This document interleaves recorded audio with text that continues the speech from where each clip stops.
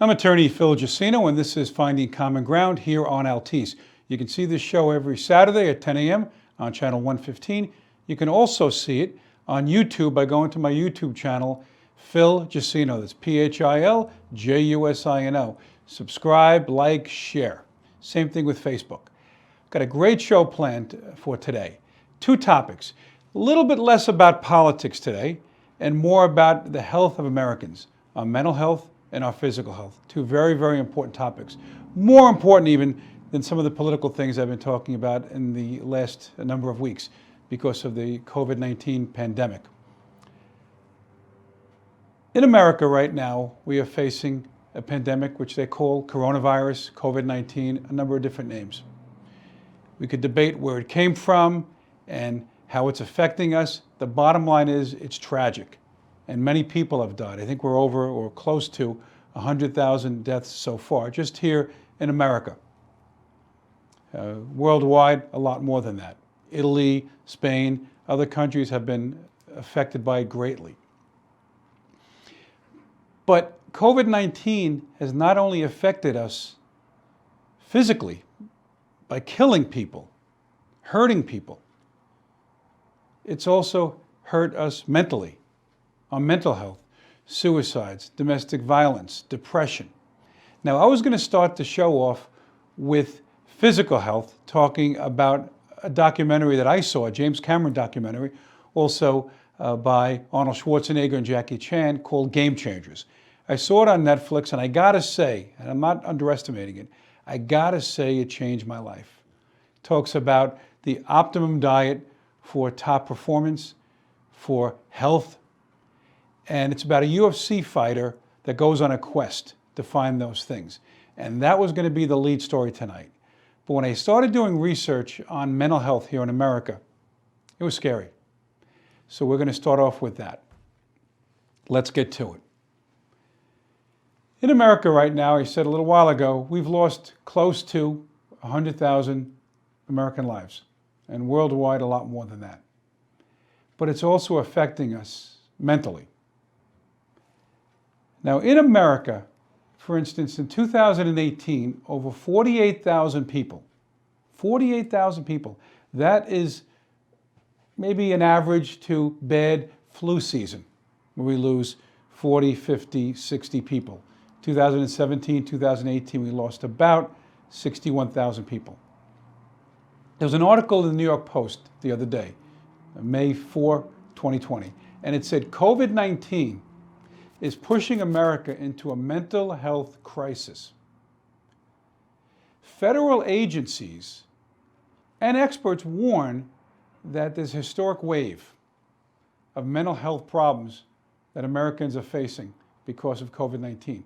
Americans face these anyway, but it's exacerbated because of COVID-19.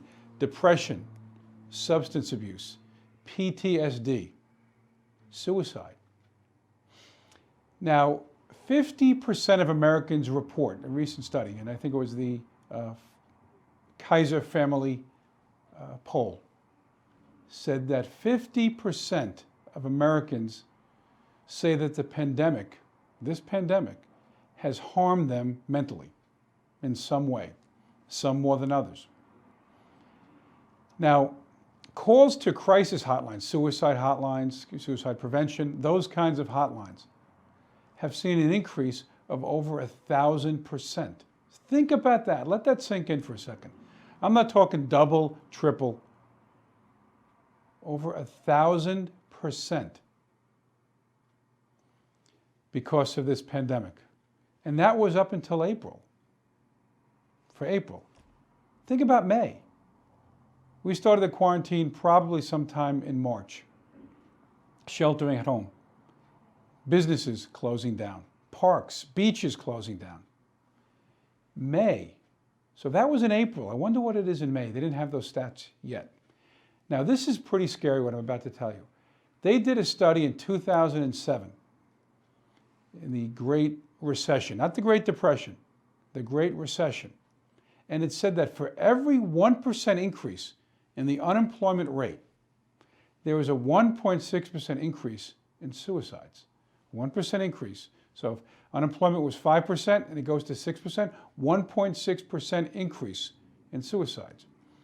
Now in February, the unemployment rate was at historic lows in this country. For blacks, whites, Hispanics, you name it, about 3.5%. February.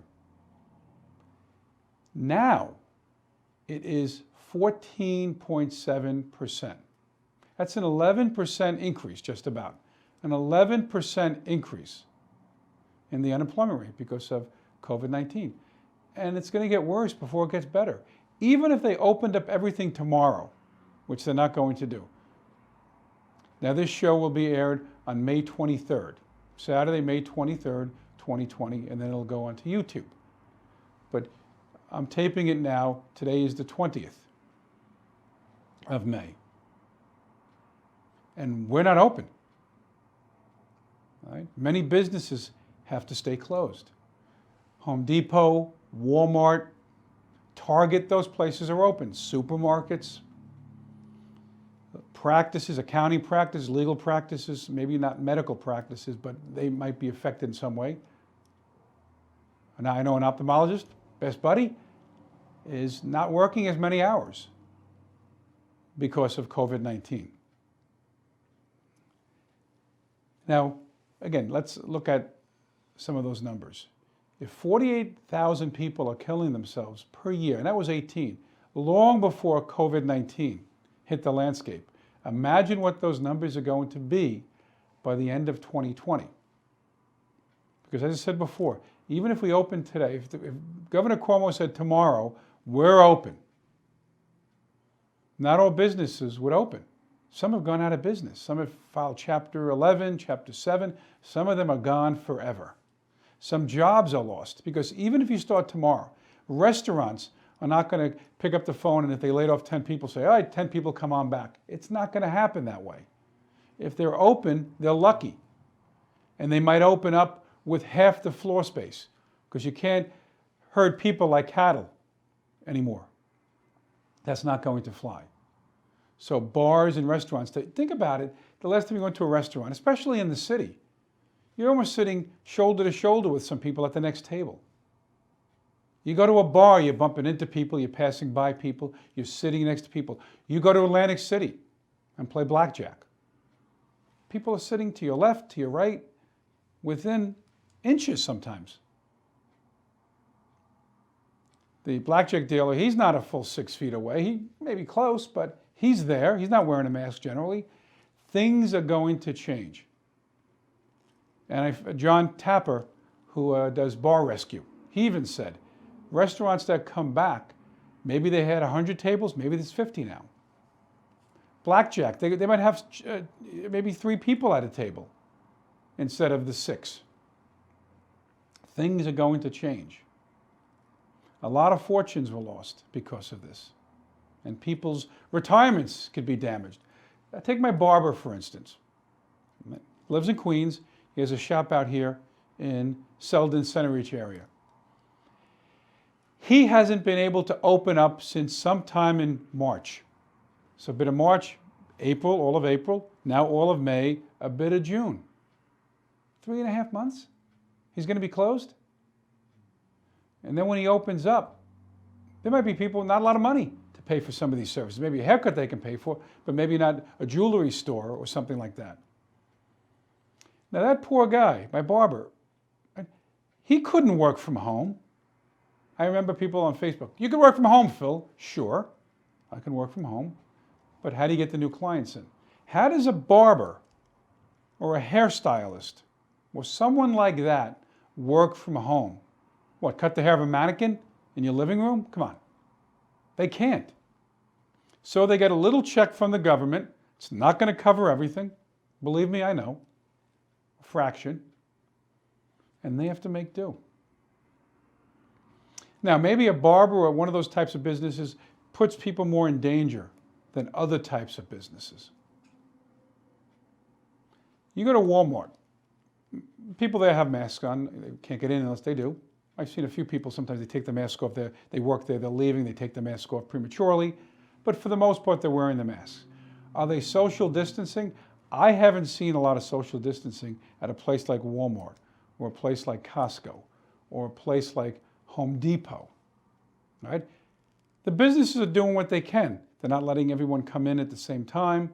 So you walk in, it's not as crowded, but people are still within 6 feet of each other. I go to supermarkets, Stop and Shop, ShopRite. They're not adhering to, I've had people bump into me. The other day I said people licking their fingers under their masks to open a produce bag. They're touching produce. They're picking up packages, then they're putting it back. They didn't want that. Pick up a soda bottle. That can be considered dangerous behavior. But for how long can people shelter at home? 66%, according to a poll in New York, got COVID-19 that were sheltering at home. 66%. So 2/3 of people that sheltered at home still got it. How? That people could have been coming in to visit them or people that live with them. But still, the sheltering at home is not necessarily the answer. Taking precautions is. I'm not saying don't wear a mask. Whether you believe it or not, you can't go into a store without a mask on. Can't do it. They won't let you in. The other day, I had to stop at CVS, and I thought I forgot my mask. I had an extra one in the glove compartment. I wouldn't have been able to go into the store. I was going to go back to the office, get it, then go back to CVS, but luckily I had an extra one. I was able to put it on and go into the store.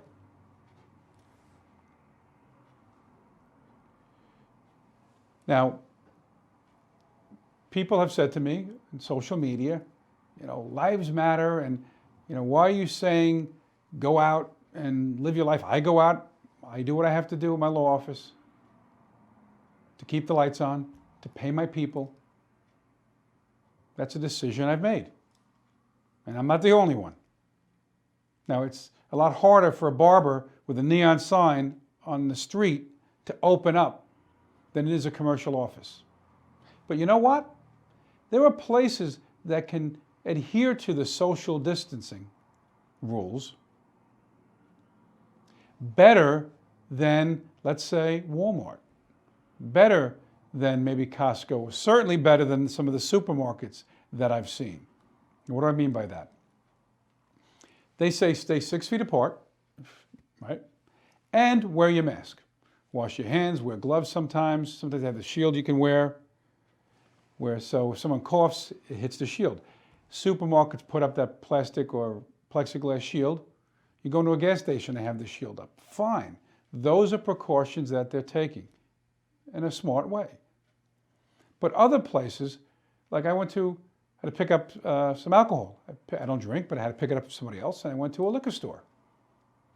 And they had pretty much everything corralled, so you couldn't just walk around the store. You walk in one at a time, and the guy behind the counter would ask you what you want. And when you go out, you'd point to it or tell him what it is, he'd get it for you. So he was limiting the amount of people in the store to one. He was getting the merchandise, so you weren't touching it. Right?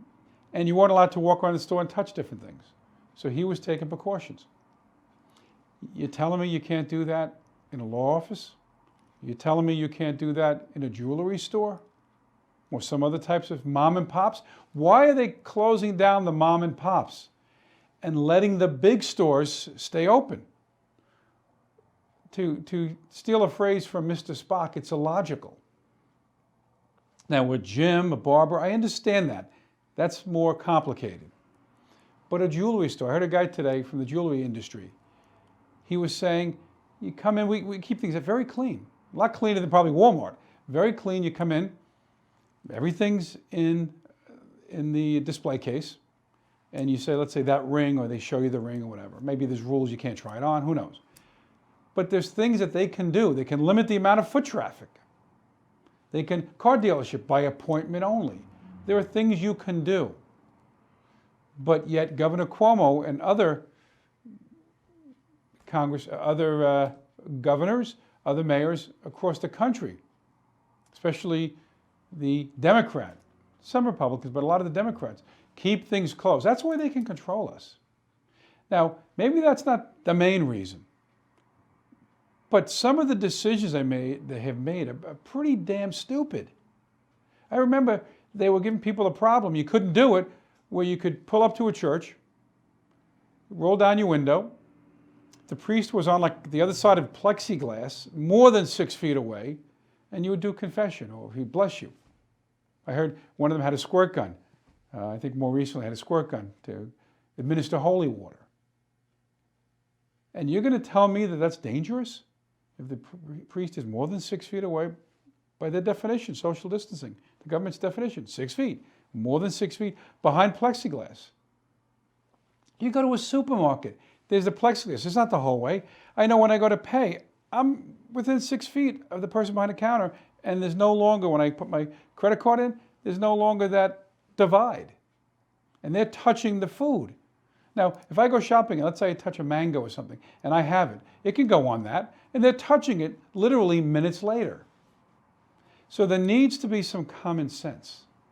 You don't put people in jail, right? You don't ruin careers. You have to be smart about these things. And you can't. It's unconstitutional to tell a person you can't work for 2 or 3 months. They can't do it. And they're being shot down as we speak. In Wisconsin, Supreme Court, I think, I don't know about Oregon, I think it might be Oregon, but Wisconsin, Supreme Court said the governor does not have the power to continue the shelter at home and keep businesses closed. Now you're going to see that make its way to the federal courts. And I suspect the federal courts are going to say, you can't do this, governor. You can't do this, mayor. Now these, and again, I want to talk, because someone on Facebook asked me about this. I gave them an answer. They were appreciative. They said, are these laws enforceable, or these executive orders? And I said, let me give you the definition. The executive order, in a sense, I don't care who signs it, Trump, Obama, Clinton, Reagan, an executive order is an end around by the executive branch around the legislative branch. Now remember, the legislative branch makes the laws. The judiciary, they're the judges. The executive branch could be the President of the United States. Suffolk County, Boulogne is a county executive. The mayor is the executive in Manhattan. Governor Cuomo is the executive branch for New York State. They sign an executive order. That's an end around. They all do it. Is it enforceable? It can be. But it's not, let's not call it a law. It's not a law because the legislature didn't pass it, signed by the executive branch or the veto overridden. Remember the Schoolhouse Rock? You know, he's just a bill. He's running around Washington. Remember that? On Saturdays? I sure do. That's what a bill is. A bill becomes law, and that's an enforceable law. Now, an executive order can be enforceable if it is a just executive order. And some have been shot down. Trump's have been shot down. Obama, when he was president. So you have to challenge it sometimes. And people say, how can you break the law? Well, if it's an unjust law, you break it. And then you may suffer some consequences. You may get arrested. You may get fined. You challenge it. It goes to a court. Let's say you're convicted. You appeal it. I'll give you a very famous scenario where somebody broke an unjust law.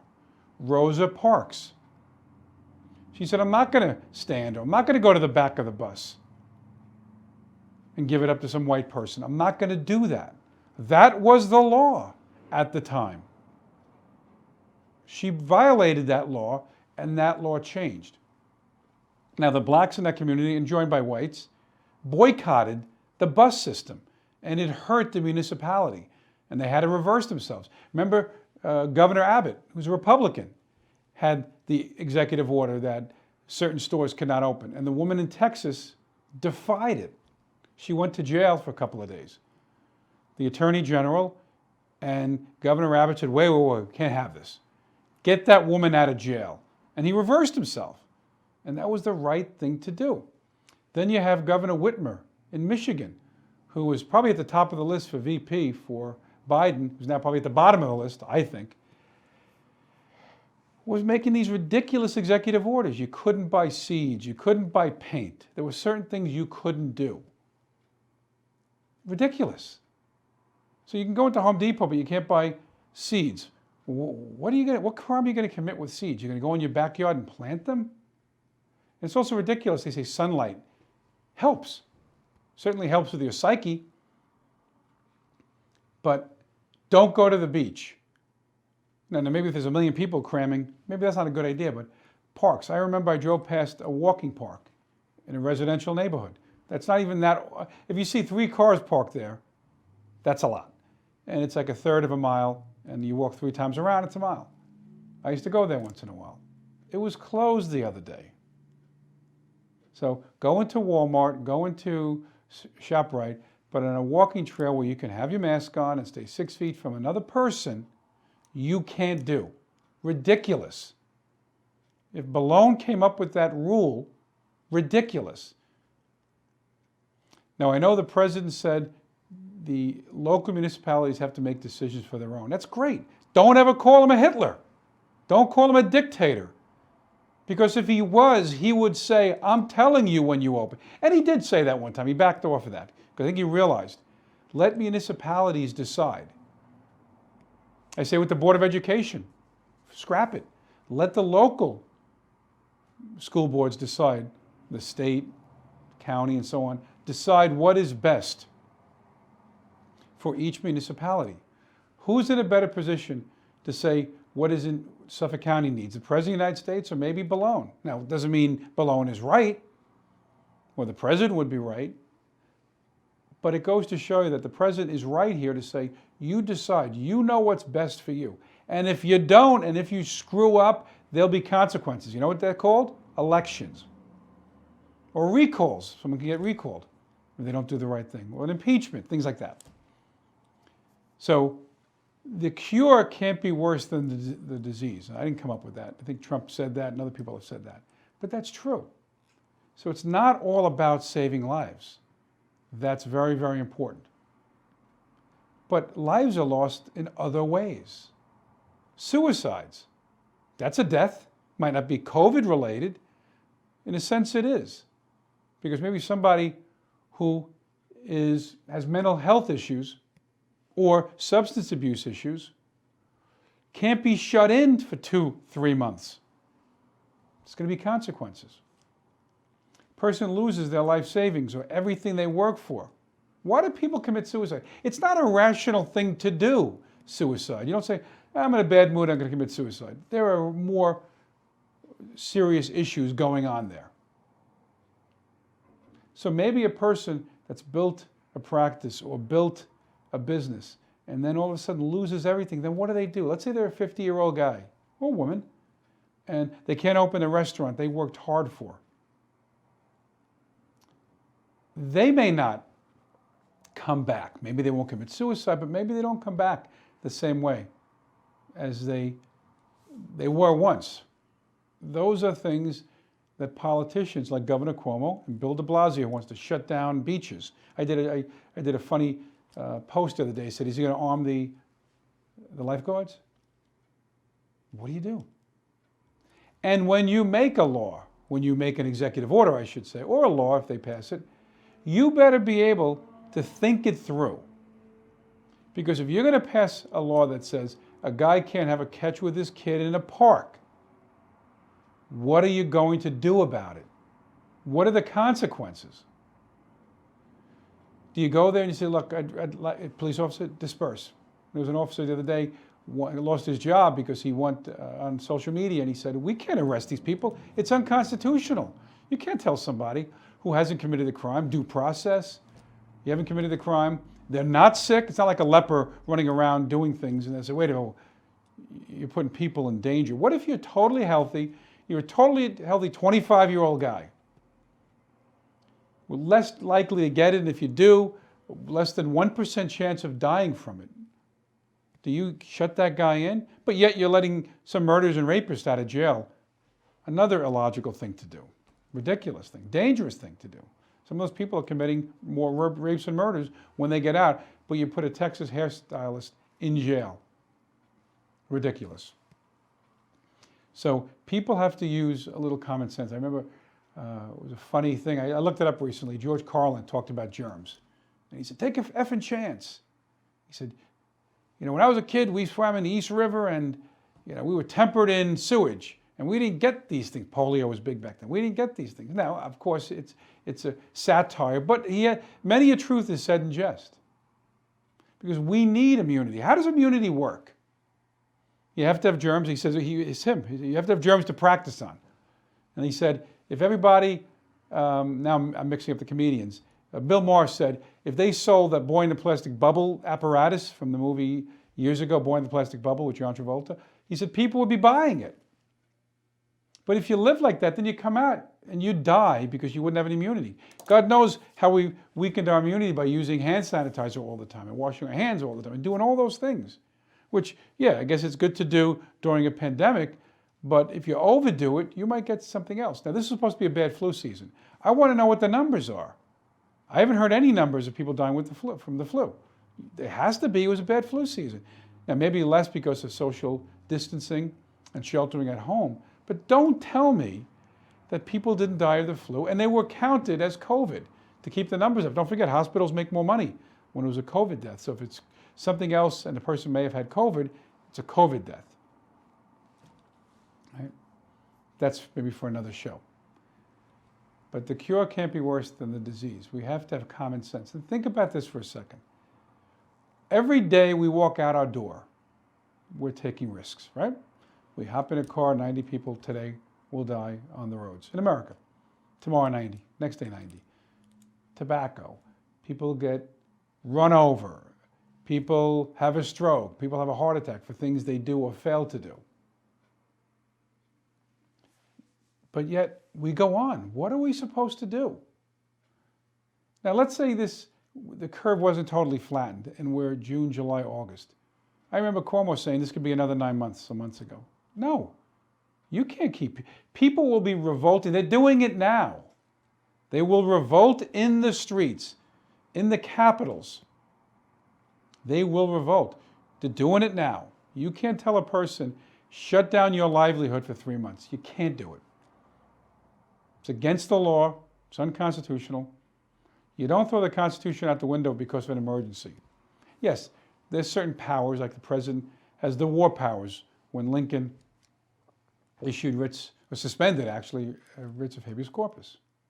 But those are things that you do in an emergency situation for short periods of time.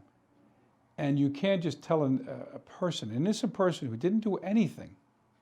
With the writs of habeas corpus, those are guys in jail or being arrested, spies, deserters, things like that. A normal, honest, law-abiding citizen, you can't tell them stay in for 2 to 3 months. You can't do your job. Can't do it. So when the governors try to do it, they're only hurting themselves and they're hurting the community, big time. So to close this segment with mental health, people that you know that may have mental health issues before COVID-19, look after them, just like you look after an old person. You talk to them every day. Make sure they're okay. Not what you can do. You can't say, look, let's go for a beer at the local bar. You can't do that. But there are other things you can do. The other day, I took my family, and 2 of my daughters are grown. My son didn't come with us that day, but we drove out east to wine country. We went to a restaurant. Great restaurant. Something The Garden. Forget the name of it. And just found it, didn't know about it. And we ordered some great food, shrimp fra diavola and baked ziti, garlic bread. I'm getting hungry now. Had a great, great time. I ate in my car. In fact, I stood and I put my food on my seat so I could eat. And the others stayed in the car. It was a nice evening. That's better than sometimes just doing nothing. I would have loved to have gone in that restaurant and sat down like a normal family and had a meal. But we had to eat out of a car. It's something. I had a great time. I'm going to probably remember this for years and years to come, more than maybe going to a restaurant with the family. But those are part of memories. That's part of clearing the mechanism. Being healthy, mentally healthy, and physically healthy too. Get a nice meal, you're with your family, you talk, catch up. My 2 adult daughters, one of them I see more frequently than the other. And not so much now because of COVID-19, she's not coming to the office. But we had a very good time. And there are things you can do. If you know somebody that's depressed, go for a walk when the weather's decent. Go for a walk. You know, go for a drive. Maybe one of the beaches will be open, or you go for a walk through the woods. It's okay. They're not going to shoot you down. Maybe in the city they will do that. But look out for those people. Talk to them. See how you're doing. Have a nice conversation. Make them laugh. Do something. You can't do nothing. The next topic I want to talk about, very, very interesting. I saw a documentary, I think it was around mid-April, called Game Changers, The Game Changers. Somebody told me about it. It's executive producer James Cameron from Titanic, and Arnold Schwarzenegger, Jackie Chan, a few other people. I think Pamela Anderson is even one of the producers. And a guy named James Wilkes. James Wilkes was a UFC fighter. I don't think he's a fighter anymore, but he was. He got hurt, and he went on the quest to find the optimal diet for performance and health. Because he had read things, like we all do. We read things, you see the food pyramid, which is sometimes not the way to go, and you hear, eat an egg, don't eat an egg, eat meat, don't eat meat. You hear all kinds of things. Just like I'll get to in a second, years ago we heard it's okay to smoke cigarettes, and we turned out not to be the case. Government lies to us a lot. People in general lie. You have organizations like the meat industry, whatever, and they shade things, they lie. They have people that work for them, they have a union, they have lobbyists, and they try to tell us that things that are bad for us are not bad for you. So this guy went on a quest, and he came up with being a vegan. And now these are things that you all, if you do any kind of research, you all know: vegetarian, vegan, eating fish, the Mediterranean diet, the paleo, all kinds of different things. Now the bottom line is you should eat healthy, but what is healthy? That begs the question. What is healthy? Is eating a steak every day healthy? Well, it may not kill you in the short term, but over time it could.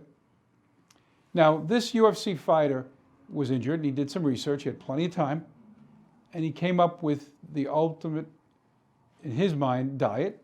I don't think they called it controversial. It's not controversial, being a vegan. You're eating healthy. As long as you have enough calories, enough protein, enough carbohydrates, right? You hydrate yourself. Right? Now, what he did was he went out and he sought people that had become vegans. The first person he went to was this long-distance runner. This guy would run like a whole bunch of marathons all at once. I think he ran like 100 miles one time. He was running the Appalachian Trail. He got hurt too, but he rebounded pretty quickly. And then Wilkes said, but he's one of these lean guys. You know, you see him, they look like the Kenyan long-distance runner. They're very lean, not like a sprinter that's more muscular. And when I played, I was very, very fast. I was a sprinter. I didn't have time for track because I played baseball and other sports. But I wasn't built for long distance. I could do it a little bit. And when I went to boot camp, I had to. But my body wasn't designed for 50 miles. It was a sprint. And he said, what about the bigger guys? So I see the skinny guys that are vegans. Okay, we understand that. What about the bigger guys? Then there was a guy named Patrick Baboumian, who was an Iranian guy. I think he was born in Germany. And he's listed as a German citizen. I looked him up. And he looks like the Wolfman. He had these like mutton chops. One of the strongest men in the world. He was the strongest guy in Germany. Certainly he had records lifting logs. One of the strongest men in the world, without a doubt. Not even that tall. I don't even think he was maybe 5'10". He wasn't tall. And he was incredibly, incredibly strong. And he used to eat meat and all that other stuff.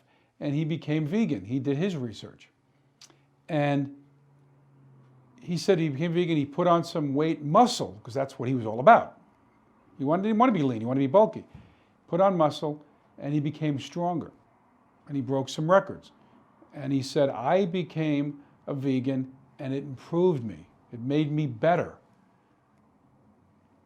And he said, people would talk to me, he'd be like, how are you going to be as strong as an ox if you don't eat meat, if you don't eat chicken, if you don't eat those kinds of things? And he said, an ox doesn't eat meat, just like a gorilla. What do they eat? A plant-based diet. They're a heck of a lot stronger than us, than humans.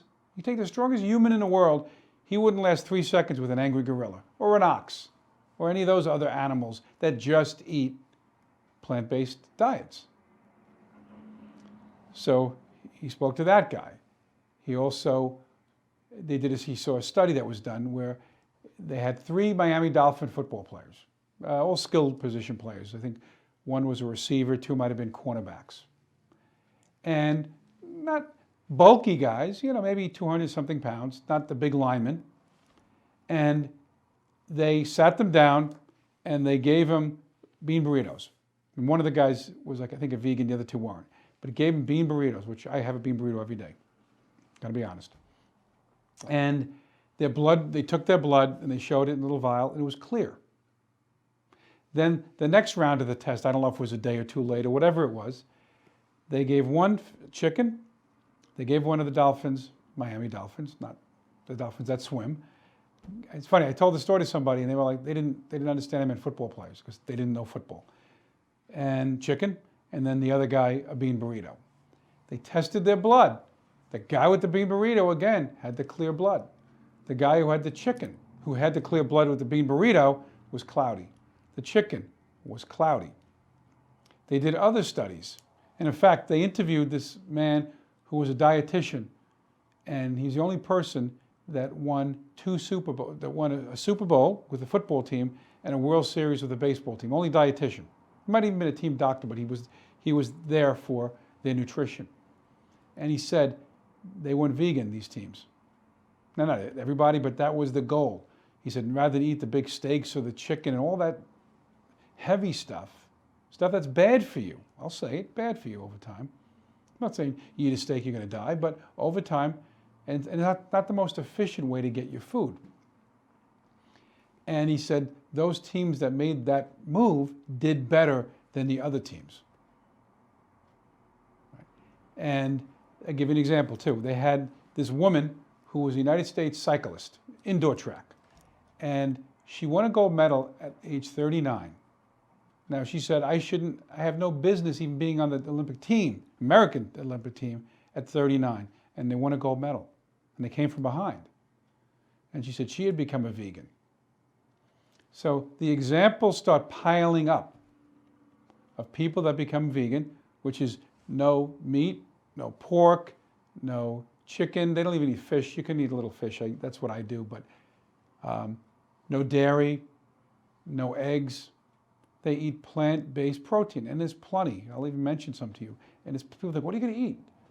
Plenty. But the people that did that improved their health overall. They had another guy who played for, I think it was the Tennessee Titans. And he became a vegan. His wife was a chef, and she would cook him vegan meals. And the other guys in the team started teasing him a little bit, ribbing him. They said, well, come on, you're not going to have a steak. What are you going to do? In fact, they showed a movie clip of a fight scene in the jail with Arnold Schwarzenegger and I think Sylvester Stallone. And Sylvester Stallone punches Arnold Schwarzenegger and he says, oh, what are you, a vegetarian or something like that? Meaning you can't be too strong if you're only eating vegetables. So that's the fallacy. Right? So this Tennessee Titan got other guys in the team to try it. And in the clip, there must have been about maybe 6 or 7 guys sitting around a table at his house after a practice. And they had become vegans and they were eating. The stuff they were eating, it looked like burgers and all that. It was really good food. You could just look at it and these guys were really enjoying it. Tennessee made the playoffs after they had done that. They hadn't made the playoffs in years. And they became a playoff team. And they credit a lot of their success with becoming vegan. They had these 3 boys, 3 young men, I should say, maybe 19, 20. They were college athletes. I think one was a football, baseball. And they talked about the blood flow. And they had this little contraption. I won't get into it, family show. But even that, it showed, made improvements to them. And these were young guys. These weren't old men. These were guys, like I said, they looked like they were fresh out of high school, maybe early 20s at most. And they showed that. And then they also interviewed Arnold Schwarzenegger, who had become a vegan, and he said he became healthier. Right? It's not all about just losing weight. It's about being healthy. And that's the key. You want to be healthy. Because if you eat too much meat, or you smoke, or you don't exercise, it's going to take a toll on your body as you get older. And many people die from that. People are dying at a younger age. For a period of time, the average age was going up, and then kind of stagnated a little bit, because people that should be living to a ripe old age, especially with all the medicines we have and the knowledge we have, and they were getting strokes and heart attacks, and they were dying younger than they should. Why is that? Diet. Poor diet. Also on the show was Dr. Dean Harnish, and he talked about the physical benefits of being a vegan. Another one who was on there, Conor McGregor, UFC fighter or MMA. And he had a fight, and he gave this guy a chance. He was a well-known fighter, but on 12 days' notice to fight him. The guy was named Nate Diaz. The guy's a vegan. So at the press conference, McGregor is teasing. He's ribbing him. He's like, "Hey, you're a vegan. How are you going to beat me?" He beat Conor McGregor. He beat him. It was like a TKO. They had to stop the fight. He beat him, and he's a vegan. And he was being teased because he was a vegan. And even McGregor, he said, "Yeah, I was eating too many steaks and all that." So he was kind of like making excuses, but he was right. He wasn't eating healthy. There was other guys there that were professional bodybuilders, not taking steroids. And they said they improved and they started winning more when they became vegans, and they had more energy, because if you starve yourself to get a certain way, you have to get cut, and there's certain things they have to do to their bodies. And they were weaker. He said, "I was backstage, I had plenty of energy." And some of these guys, to get to that point, eating the wrong diet, didn't have the energy that these guys had. And again, these are not the steroid guys. I'm talking about just healthy eating. So eating a lot of chicken, pork, things like that, over time is not good for you. Think about, what do they eat? They eat plants, right? Like a tiger will eat meat and all that. But think about a cow. A cow is a plant-based diet. You're eating beef. And then years ago, when the cowboys, let's say, killed a cow and cooked it up, there were no chemicals in that animal like there are today. Look at a chicken. They showed a picture of a chicken years ago and a chicken today. It was like twice the size. Why? They're pumping chemicals into that animal to make them bigger. The same with the steer, cows, to get more milk production. It's not natural what they're doing to these animals. And people say, "But aren't we told meat's okay?" Again, the government lies to you. They trick you. How do they do that? I'm going to use an example. In the 20s, 30s, and 40s, and even 50s and 60s, we were led to believe that smoking was good for you, or certainly not bad for you, right? And even I remember, I think it was the 70s or maybe even early 80s, they had these executives, "It's not bad for you, it's not bad for you." To the man, they were in a row on a dais. "It's not bad for you, bad for you." Now there's a warning label. But let's go back to the 20s, 30s, and 40s. There were commercials. Camels, Rally, Chesterfield. They actually had commercials with doctors in them that said, more doctors. I think one of them said, it says, "More doctors smoke Camels than any other cigarette." Think about that. Imagine that nowadays. You did a commercial like that, they would arrest the guy who put that commercial on TV. More doctors smoke Camels than any other cigarette. That's a direct quote. Look it up. And I found out, I did a little more research, I found out how that came about. Camel, the company that makes Camel cigarettes, gave Camel's carton to doctors. And then they said, what's the cigarette you smoke? "Oh, I smoke Camels." It's like sometimes with the pharmaceutical industry. They send a guy to a doctor or somebody to Hawaii, and they wine him and dine him and treat him great. And they say, "Oh, by the way, what medicine do you prefer?" Or, Oh, it's the one that you sell because you just got me to Hawaii. It happens. Not right, but it happens. So, and then another one was, it says during the 20s, Lucky Strike, the cigarette, used doctors in their ads, and it said 20,679 doctors, or physicians, they use the word physicians, say Lucky Strikes is less irritating than other cigarettes. Doctors. So they weren't saying it'll kill you, especially some of those cigarettes way back when. Look at Camels. I used to work with a guy, he died of lung cancer. He smoked Camels all the time. Very sad. And I used to say, you smoking Camels? I haven't heard good things about Camels. Not that this is like pick your poison, hemlock or something else.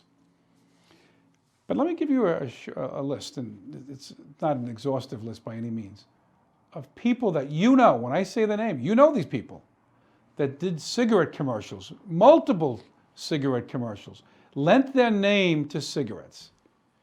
Babe Ruth, who died of throat cancer years later. Jackie Robinson, his was Chesterfield. Ruth was Old Gold. Carl Furillo, Brooklyn Dodgers. My dad, I believe, met him. Certainly knows of him. And Jackie Robinson as well. Camels, Carl Furillo. Joe DiMaggio, Camels. Ronald Reagan, Chesterfield. Ronald Reagan, Chesterfield. Stan the Man Musial, baseball player. Great hitter. Chesterfield. Mickey Mantle had numerous cigarette commercials. And then all the beer ads. Think about it. So if you're a young kid and you're impressionable, why do you think they have the cereal commercials on Saturdays when the kids are watching their shows? Because the kids look at that like, I gotta get that, I gotta get that, I gotta get that. It's like they make it like a cartoon. They gotta get that.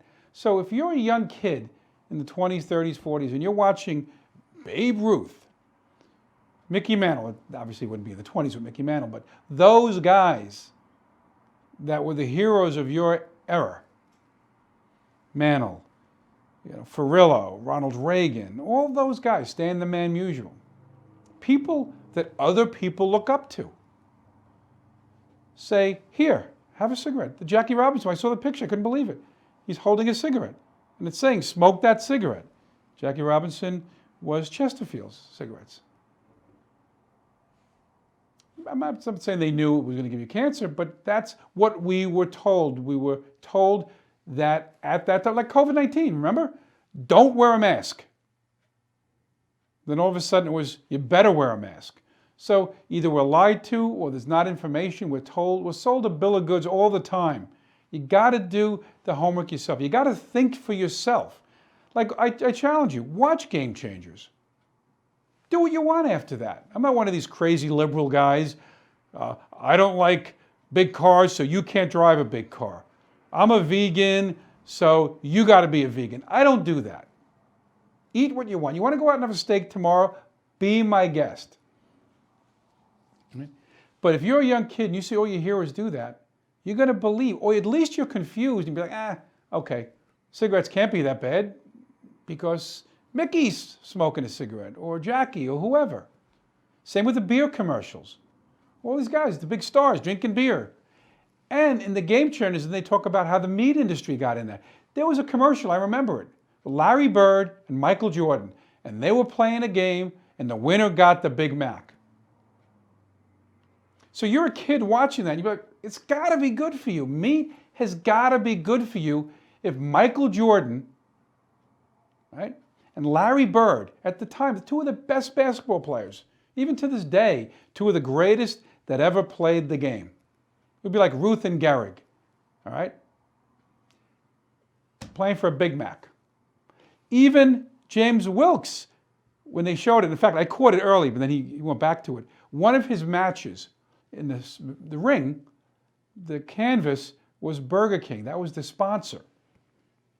So if you're watching that fight, just like years ago you might see cigarette or beer, you see beer now, things that could be harmful for you. Burger King, okay, I'm going to get a Big Mac, or I'm going to have a Whopper. Because that's what you see. You're programmed. It's like Pavlov's dog. The bell rings, the dog gets food, and then after a while the bell rings and the dog starts to salivate. That's human nature. That's our culture, more so than maybe other nationalities. A lot of them have caught up to us. You see a pretty girl selling a car, you want that car. You see your hero smoking a cigarette, you want that cigarette. Whatever they sell. Pair of jeans, could be a toy, you name it, people want it. We're very impressionable, not just the kids. Americans are very impressionable. Think about it. Why do we like one thing over another? Maybe because the name of the product. Oh, it's lilac, whatever. We want that. We all fall for it. I'm not saying I'm above that. We all fall for that. I try to resist it. I say, wait, is that really good for me? But even on Facebook, we're inundated because they know what we like. And I've ordered a couple of things that maybe in the past I wouldn't have. I'm bored, you're sitting at home, and something pops up for your bicycle if you ride a bike. Or I bought workout gloves. It popped up because it knows what I like. It can tell. It's scary. I was thinking one day about one item. Next thing I know, there it is. It's scary. They can read our thoughts, the NSA and all that. It's very scary, being a little facetious, but they know. The cookies that go into things, and then they know what you like. So if you're a conservative, pops up a Donald Trump hat. Happens all the time to me. If you don't like Trump, you're probably not going to see that advertisement. Maybe you'll see something else, an advertisement for Planned Parenthood or a donation or something. That's the way it works. So when our heroes are doing these things, we tend to do it. Now, our human ancestors, we would believe they were all hunters. They go out hunting, and there's the spearhead they found and the bones they found at these sites, burial sites, whatever. And we were told they eat a lot of meat. They didn't eat a lot of meat. They were mostly gatherers, not hunters, gatherers. They ate mostly a plant-based diet. Now, years ago, we didn't even know that, because when you get to, let's say, a site where there was human activity, I'm talking hundreds or thousands, whatever, years ago, and they'd look at what was there. Oh, bones, it looked like they cut into the bone, so they must have ate that animal. Spearhead, oh, they must have hunted a lot. What about the plants? Well, what do you expect? The plants decay, but then better technology came out, and they could see that there were more plants in their diet that years ago they couldn't tell. They also showed, in the Game Changers, they showed somebody from the meat industry saying, meat's healthy, and they were saying a couple of things. What about cholesterol? What about this? And the host was saying, I'm confused.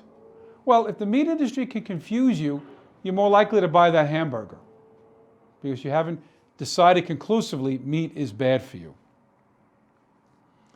So scientists now know it was mostly a plant-based diet because of new technology. Now, I said to you that the world's strongest guy, one of the world's strongest men, said, people say you're going to be as strong as an ox, and ox eat plants. They don't eat meat.